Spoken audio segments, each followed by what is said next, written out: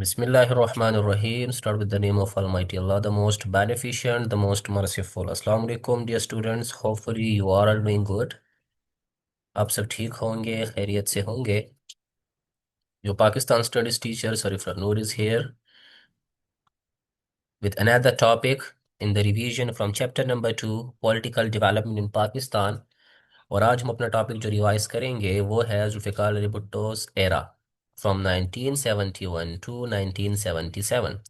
हम देखेंगे how he came into the power, वो कैसे पावर में आते हैं, and how his government run, and later on कैसे इसकी गवर्नमेंट का फिर खात्मा होता है. ये सारी चीज़ें हम आज के लेक्चर में डिस्कस करने की कोशिश करेंगे. सबसे पहले, after the fall of Dhaka, as we know that in the previous lecture we studied about the fall of Dhaka, the fall of East Pakistan, and East Pakistan became Bangladesh. General Yahya Khan had to step down due to public pressure and pressure from inside the army and handed over the power to Zulfikar Ali Bhutto, जो कि winning party के leader थे in the west Pakistan. Bhutto vowed to build a new Pakistan, एक नया पाकिस्तान बनाने की जो तमन्ना, एक ख्वाहिश का इजहार किया उन्होंने. And he started working on constitution making and gave country a new constitution in 1973. नया कॉन्स्टिट्यूशन मुल्क को दिया, आइन दिया 1973 में, जो कि आज तक हमारे मुल्क के अंदर इन्फोर्स्ड है. वो है कॉन्स्टिट्यूशन ऑफ 1973. इसके अलावा the constitution of 1973 is distinct. Distinct means मुख्तलिफ. कैसे मुख्तलिफ है? From what? From the earlier constitutions, जो कि शुरुआत के जितने कॉन्स्टिट्यूशन थे, जितने मीन्स दो थे ना, एक 1956 का था और एक 1962 का था. Because it was unanimously passed by the assembly, क्योंकि ये कॉन्स्टिट्यूशन जो है ये मुत्तफिका तौर पर, यूनानिमस तौर पर असम्बली ने पास किया था, जबकि पहले दो कॉन्स्टिट्यूशन असम्बली ने पास नहीं किए थे. जो 1956 का कॉन्स्टिट्यूशन था वो असम्बली ने, ऐसी असम्बली ने पास किया था जो कि कुछ 1945 और 46 के इलेक्शंस जीत कर आए थे. ठीक है, लेकिन एज अ होल नहीं. अगर हम बात करें 1962 की, तो 1962 का कॉन्स्टिट्यूशन वो कॉन्स्टिट्यूशन था जो कि जनरल अयूब खान ने फॉर हिमसेल्फ पास करवाया था, जिसको हम वन मैन कॉन्स्टिट्यूशन भी कहते हैं. तो ये यूनानिमसली कॉन्स्टिट्यूशन पास नहीं हुए थे by the assembly, but 1973 constitution जो कि यूनानिमसली कॉन्स्टिट्यूंट असेंबली ने पास किया है, तो वो पाकिस्तान का अहम आइन माना जाता है. अभी तक पाकिस्तान के अंदर वो चीज़ कंटिन्यू है.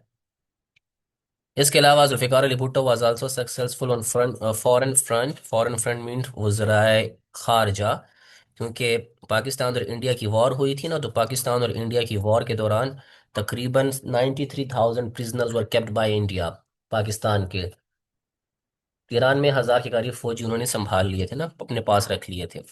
तो पाकिस्तान ने उनको वापस लाना था. ठीक है, वो बहुत बड़ा पाकिस्तान की गवर्नमेंट के सामने चैलेंज था, टारगेट था. So he signed the Simla agreement. Who? Zulfikar Ali Bhutto. Simla agreement sign किया विद इंडिया इन 1972. अगर आप साथ जुलाई लिखना चाहें तो बेहतर होगा कि जुलाई 1972 के अंदर सिमला एग्रीमेंट साइन हुआ, थ्रू विच, जिसके जरिए both countries retrieved territories which they had occupied during war. जंग के दौरान जो जो इलाके ये लोग जीत चुके हैं, कब्जा कर चुके हैं, उसको वापस करना था, रिट्राइव करना था. भुट्टो हेल्ड, भुट्टो को जो दिल्ली एग्रीमेंट था with India which insured the return of prisoners of war in 1974. 1974 के अंदर उन कैदियों को वापस लाया गया, जो कि 93,000 इन नंबर्स थे. He discerned that the US and European countries did not play any positive role to save Pakistan from dismemberment. UN ने किसी किस्म की कोशिश नहीं की. ठीक है, यूएस ने नहीं की, यूरोपियन यूनियन ने नहीं की कि पाकिस्तान को वो सेव कर सके, इस जंग से बचाया जा सके. Therefore he announced the repeal of defence pact with the US. Repeal, खत्म करना. डिफेंस पैक्ट, जो हमारे पैक्ट्स थे इनके साथ. कोई बता सकता है कौन कौन से पैक्ट्स थे? दो पैक्ट्स थे और दो के अलग अलग नेम हैं. यूएस के साथ, यूएन के डिफेंस पैक्ट के अंदर हम शामिल थे. What were the pacts? Anyone tells? पता है आपको? यस और no? It? Yes? No? Okay. ये जो कॉन्स्टिट्यूशंस की आप जो बात कर रहे हैं ना, कि कॉन्स्टिट्यूशन लाया गया और उसको चेंज किया गया, तो ये जो डिफेंस पैक्ट थे, वो डिफेंस पैक्ट के नेम थे सीटो एंड सेंटो। ठीक है। ये जो डिफेंस पैक्ट यहाँ पर लिखा हुआ है, उसके नेम थे सीटो एंड सेंटो। स्पेलिंग क्या थी?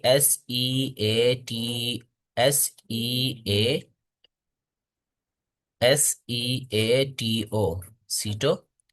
And the other one was CENTO. एक सीटो था, दूसरा जो था वो सेंटो था। SCENTO।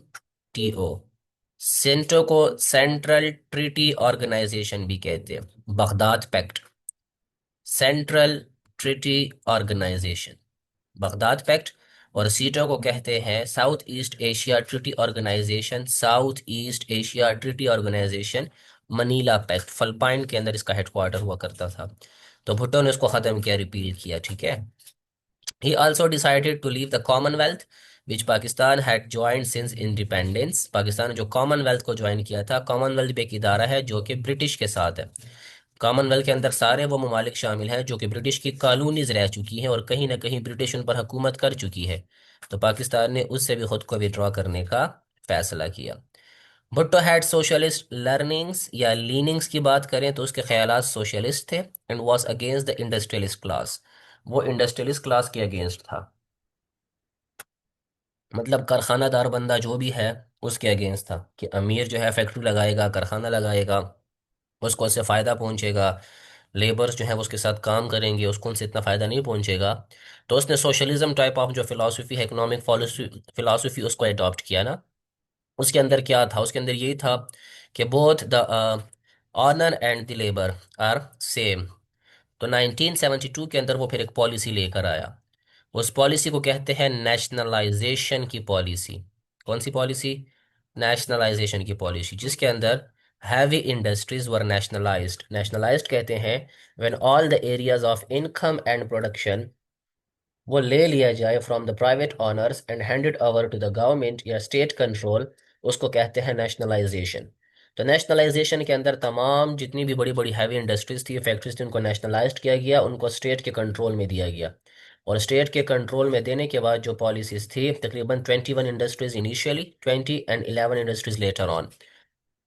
इससे क्या हुआ? ही also nationalise the banking and educational sectors. Educational sectors means के एजुकेशन में भी नेशनलाइजेशन लेकर आ गया, कि वो एरियाज जहाँ पर गवर्नमेंट स्कूल्स नहीं हैं, एंड गवर्नमेंट स्कूल्स बनाया जाएगा, गवर्नमेंट स्कूल फंक्शन किया जाएगा, टाइम टेकिंग है। तो वहाँ मौजूद प्राइवेट सेक्टर को आप क्या कर दें? नेशनलाइज कर दें, प्राइवेट ऑनर से लेकर गवर्नमेंट के हवाले कर दें, गवर्नमेंट उसको रेगुलेट करेगा। वहां पर बच्चों को एजुकेशन फ्री दे दी जाएगी। इसके अलावा बैंकिंग सेक्टर में तमाम जितने भी प्राइवेट बैंक्स थे उनको स्टेट बैंक ऑफ पाकिस्तान के अंडर मर्ज किया गया। तो इससे जो पॉलिसीज थी, जो परफॉर्मेंसेस थी, वो फिर खराब हुई, कि तमाम जितने भी प्राइवेट बैंक थे उनके अपने रूल्स एंड पॉलिसीज थी ना, वो सारे के सारे नेशनलाइजेशन के अंदर जब आए तो वो स्टेट बैंक के पॉलिसीज को फॉलो करेंगे। इस तरह एजुकेशनल सेक्टर्स के अंदर जो गवर्नमेंट स्कूल्स हैं वो तो गवर्नमेंट्स हैं, और जो प्राइवेट स्कूल्स हैं अगर वहाँ पर भी फ्री एजुकेशन दी जा रही है, तो एक गवर्नमेंट स्कूल में फ्री, एक प्राइवेट स्कूल में फ्री, दोनों जगह पर फ्री, लेकिन स्टैंडर्ड ऑफ एजुकेशन दोनों का डिफरेंस है। तो इससे क्लास डिफरेंस पैदा होना शुरू हुआ। दो Bhutto took the steps in good faith, एक अच्छी विल से, एक अच्छे इरादे से उसने इकदाम उठाए। Yet the policy of nationalisation had no left good impact over the economy of the country, लेकिन फिर भी उसके पाकिस्तान के ऊपर कोई खास असरात नहीं आए। So that is why Bhutto is also considered to be the father of nuclear programme. जो पाकिस्तान एटॉमिक पावर बना, पाकिस्तान ने एटॉमिक टेस्ट किए थे for the first time in 1998, लेकिन इसको स्टार्ट किया भुट्टो ने। ठीक है, कहूटा रिसर्च लेबोरेटरीज KRL के अंदर। When India conducted its nuclear test in 1974, India ने 1974 में फर्स्ट टाइम किए, तो Bhutto made it clear that the survival of Pakistan now rest in achieving nuclear capability. अभी जो पाकिस्तान अगर खुद को एटॉमिक पावर डिक्लेयर करेगा, तब ही पाकिस्तान की जो you can say that survival है ना, वो पॉसिबल है। अदरवाइज इंडिया के साथ हमारे ताल्लुकात अच्छे नहीं हैं, वो सुपर जो इकनो वो पावर है, न्यूक्लियर पावर से वो बन चुके हैं। So he declared that we would eat grass, हम घास खा लेंगे, इवन गो हंग्री, हम भूखे रह लेंगे, बट अचीव न्यूक्लियर कैपेबिलिटी, लेकिन हम खुद को न्यूक्लियर पावर जो है बना के रहेंगे, न्यूक्लियर कैपेबिलिटी हासिल करके रहेंगे। So he invited for this cause doctor Abdul Qadeer Khan to Pakistan, उनको पाकिस्तान बुलाया, and offered him to support to start the nuclear program, के न्यूक्लियर प्रोग्राम के ऊपर काम करना शुरू कर दे। ठीक है। अब यहाँ पर क्या है, there are some steps of Bhutto's government which are considered black spots on his government, ना जो काले धब्बे उसके दाग लगते हैं उसकी गवर्नमेंट के ऊपर। Bhutto lacked patience to tolerate opponents, उसको जो है पेशेंस नहीं था, सब्र तहमुल नहीं था अपने साथ जितने भी उसके पॉलिटिशियंस थे, ओपोनेंट्स थे ना, उनको समझने में, बर्दाश्त करने में। He dismissed the provincial governments of Balochistan headed by Sardar Ataullah Khan Mengal, जो कि चीफ मिनिस्टर थे बलोचिस्तान की, उसकी हुकूमत का खात्मा कर दिया। who was his political opponent, जो कि इसके सियासी मुखालिफ भी थे। So Bhutto also ordered military to start an operation against the Muri and Mengal tribes, जो कि बलूचिस्तान में है, which fueled the secessionist movement कहते हैं अलहदगी पसंद तहरीक शुरू की बलूचिस्तान के अंदर कि हम पाकिस्तान से अलहदा होना चाहते हैं। And he also inserted his political opponents while calling them traitors and enemies of Pakistan, ये पाकिस्तान के दुश्मन हैं और ये पाकिस्तान के मुखालिफ हैं। तो ये पाकिस्तान की पॉलिटिक्स में अभी नई बात नहीं है, बहुत पहले से चीज़ चलती आ रही है। ये आसानी से अपने पॉलिटिकल ओपोनेंट को आप क्या कर दें, ट्रेटर डिक्लेयर कर दें, गद्दार डिक्लेयर कर दें, पाकिस्तान का दुश्मन डिक्लेयर कर दें, आप उसको पाकिस्तान के लिए सिक्योरिटी थ्रेट डिक्लेयर कर दें। तो ये पहले से ही ये सारी चीज़ें पॉलिटिक्स के अंदर चलती हुई आ रही हैं। अब आ जाए downfall of Bhutto, how Bhutto's government ended, Bhutto की हुकूमत का खात्मा कैसे हुआ। Bhutto was satisfied with the performance of his government and was pretty sure that his party could obtain two-third majority।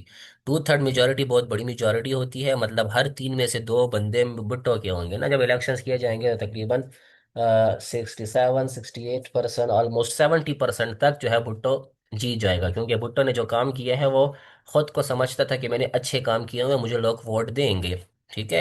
If fresh mandate would be taken, अगर नए elections करवाए गए। So he announced to hold elections of National Assembly on 7 March 1997। 7 मार्च 1970 को इसने elections की announcement कर दी। And after the announcement of elections the nine political parties, नौ पॉलिटिकल पार्टीज इकट्ठी हुई against the Bhutto and formed an alliance, एक इत्तेहाद बनाया with the name of Pakistan national alliance, PNA।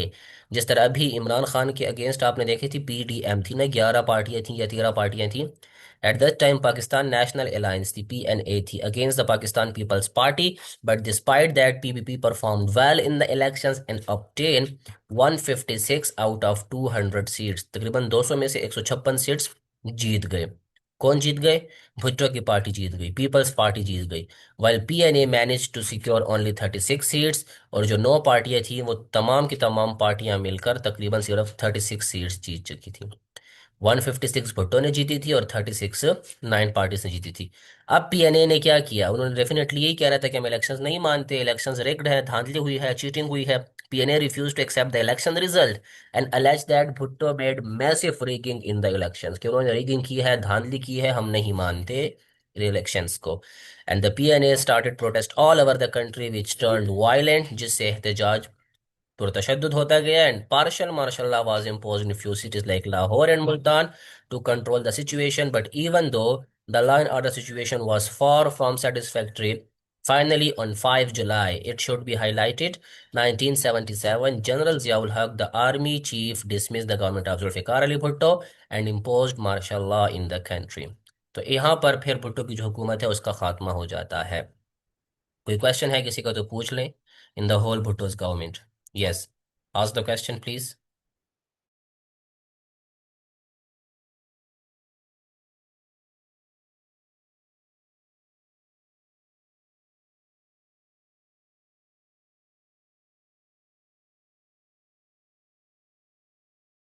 Ji, questions पूछें। रीबा, व्हाट वाज द रीजंस के लोगों ने भुट्टो को ट्रस्ट किया और अदर पार्टीज। पार्टीज ही थी ना कि भुट्टो की जो पॉलिसीज थी एट दैट टाइम, मुल्क को कॉन्स्टिट्यूशन देना 1973। सेकेंडली जो हमारे प्रिजनर्स थे, इंडिया ने जो कैदी बना लिए थे 1974 में, उनको वापस लाना। ठीक है। और उसकी पॉलिसी ऑफ नेशनलाइजेशन, जिससे गरीब बंदे को फायदा पहुंच रहा था। उसने जो लैंड रिफॉर्म्स किए थे, उसने एजुकेशन रिफॉर्म्स किए थे, उसकी वजह से पीपल सपोर्टेड भुट्टो। और उसके अलावा एक करिश्मा भी बन चुका था ना, एक हवा सी बन चुकी थी। जैसे कि आज के दौर में अगर हम कहें कि most of the people supported Imran Khan, तो although कि उसकी कुछ कुछ अच्छी बातें होंगी, जरूरी नहीं है कि सारी काम उसके अच्छे हों, लेकिन एक वो कल्ट सा बन जाता है, एक लोगों का ट्रेंड सा बन जाता है, तो एट दैट टाइम भुट्टो के लिए भी लोग इस किस्म की मोहब्बत और प्यार रखते थे। That's why they supported Bhutto over the other parties.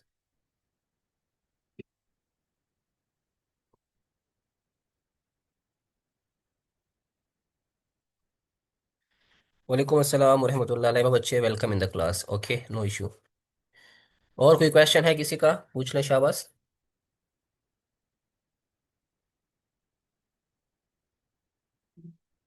Ji, clear है? कोई क्वेश्चन है किसी का? A single question can be asked.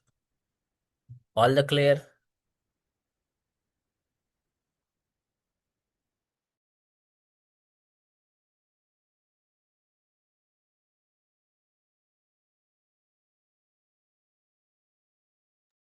Okay fine, ठीक है, मूव करें next. Zia's regime from 1977 to 1988, after the government of Bhutto that we discussed now.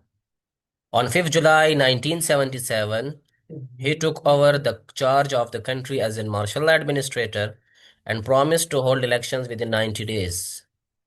But elections were postponed again and again for his personal interest, and elections held after the death of Zia in 1988. तो यहाँ पर ये चीज देखें, after taking control general Ziaul हक stated that the military intervened because the country was on the verge of destruction. Destruction, like the PNA started the movement against his government and started the protest. The law and order situation became worsened. So, due to worsening line and order situation, he assured that the people he had no political ambitions and promised to hold elections within how many days? It should be marked. Within 90 days, I'll hold the election. I have no ambitions over the political affairs. I just came for the stability in the law and order जो situation है. But Zia did not keep his promise and later refused to hold elections time and again, and he argued that the country was founded by the name of Islam, but it had no Islamic system. So, first of all, he wanted to introduce an Islamic system. There was no accountability in the country. Zia declared that first he would enforce Islam in the country, then hold elections. Meanwhile, Bhutto was executed, supposedly in a fabricated murder case. On April 4, 1979, he was hanged to death. The Lahore High Court ने उनको सजा दे दी in the murder of Nawab Muhammad Ahmad Khan. And on 4th April 1979, he was sentenced to death. He was hanged, even though not sentenced. Sentenced to death जो सजा सुनाई थी वो मार्च 1978 थी. And on April 4, 1979, he was hanged. Now, by the views of General Zia, that he want to introduce a Islamic system in the country, so he started the movement of Islamization. He took certain steps to Islamize the country. With steps to tie, he promulgated Hudud ordinances. In 1979, you can write 7th, 10th February 1979. Hudud जो कि हद से निकला है, limit से निकला है, through which the punishment for theft, चोरी के लिए, adultery, बलात्कारी के लिए, fornication, consumption of alcohol, झूठा इल्जाम तराशी करने के लिए, शराब नोशी करने के लिए, was proscribed against the teachings of Islam, जैसे इस्लाम के अंदर है, as much इसको भी सजा इसके मुताबिक दे दी जाएगी. And court with the name of Federal Shariat Court was established in 1980. You can write 27th May 1980, which had the power to decide whether or not existing laws were Islamic. क्योंकि check किए जाएंगे कि Islamic हैं कि नहीं. If either it is not Islamic, so that certain laws can be read, उसको आप ख़त्म कर सकते हैं. Similarly, he introduced media reforms and many Islamic programs were added in the radio and TV. बाकायदा जो अजान के औकात हैं वहाँ पर अजान प्ले की जाती थी on the radio and TV. Zia encouraged the people to offer their prayers regularly, नमाज के लिए वक्फा. The ulama and were appointed as junior commission officer in the army. उलमा को लाए गए जिससे आर्मी के अंदर भी जो इस्लामिक सिस्टम है वो प्रमोट हो सके. And however, some critics view in the Islamization program with suspicion that argue that Zia was not serious about enforcing Islam.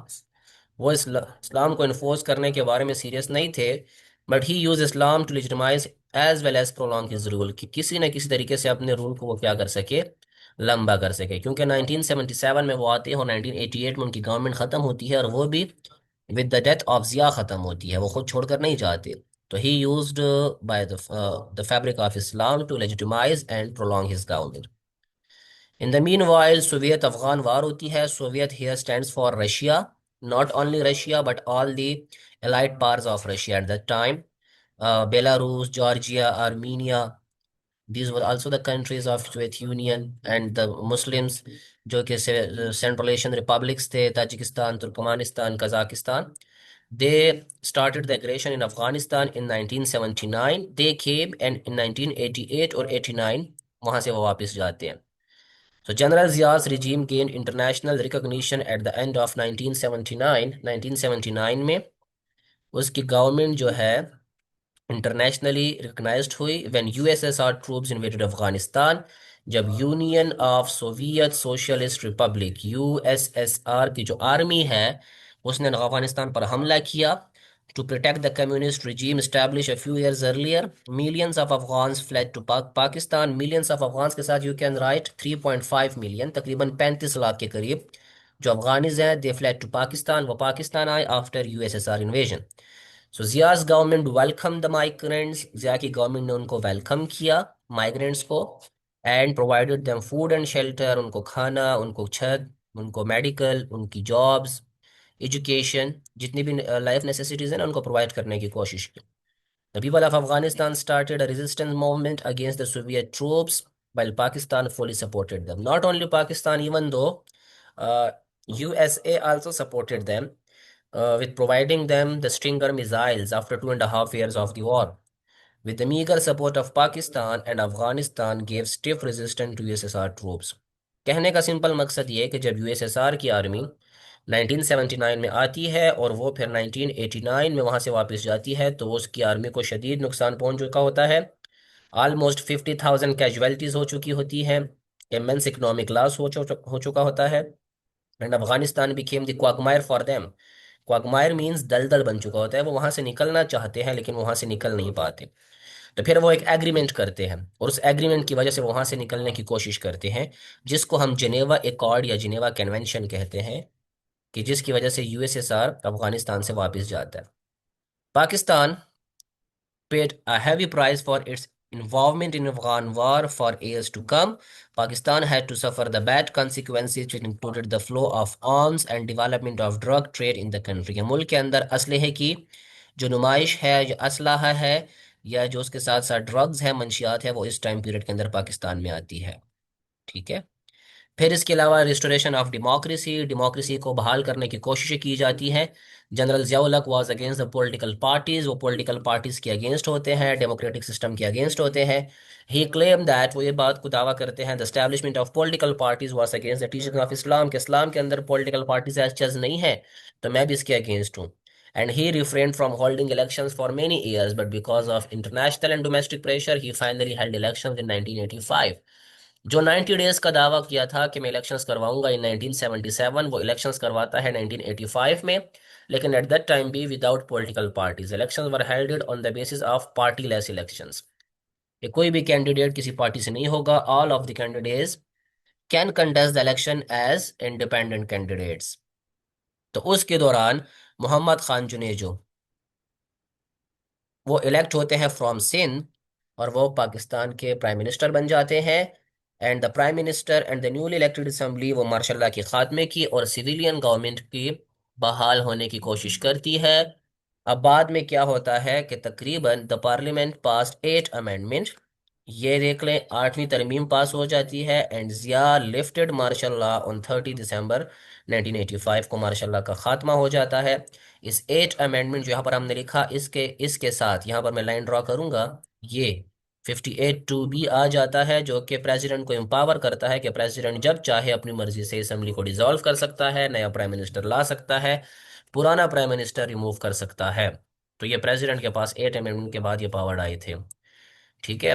अब यहाँ पर है, ये चूंकि जुनेजो की गवर्नमेंट वो अगेंस्ट द गवर्नमेंट ऑफ जिया काम कर रही होती है, तो इसलिए जिया क्या करता है, उसकी गवर्नमेंट को 58(2)(b, ये जो पावर मिलते हैं ना, इसका इस्तेमाल करते हुए ही इसकी गवर्नमेंट का खात्मा कर देता है 1988 के अंदर, और ऐलान करता है कि मैं न्यू इलेक्शंस करवाऊंगा।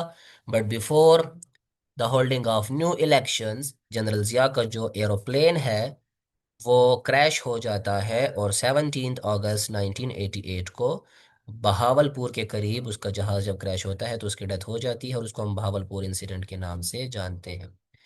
Here the government of General Zia also ended. Any question regarding this? फिर बाकी हम इंशाल्लाह कम कवर करेंगे। कल फिर हम बेनजीर भुट्टो की गवर्नमेंट, नवाज शरीफ की government, two two terms cover कर लेंगे। आज जिया की गवर्नमेंट एंड भुट्टो की गवर्नमेंट में कोई क्वेश्चन है तो आप पूछ सकते हैं। आज द क्वेश्चन प्लीज।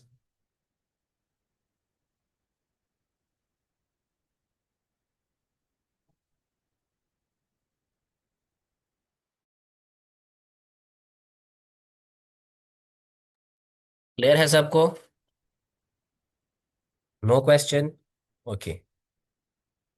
चले, ये टॉपिक्स पढ़ लीजिएगा, रिवाइज कर लीजिएगा, कहीं पर मसला हो मुझसे कल पूछ लीजिएगा, ठीक है? ना ख्याल रखिएगा, दुआ में याद रखिएगा। अल्लाह हाफिज़, अस्सलाम वालेकुम व रहमतुल्लाह।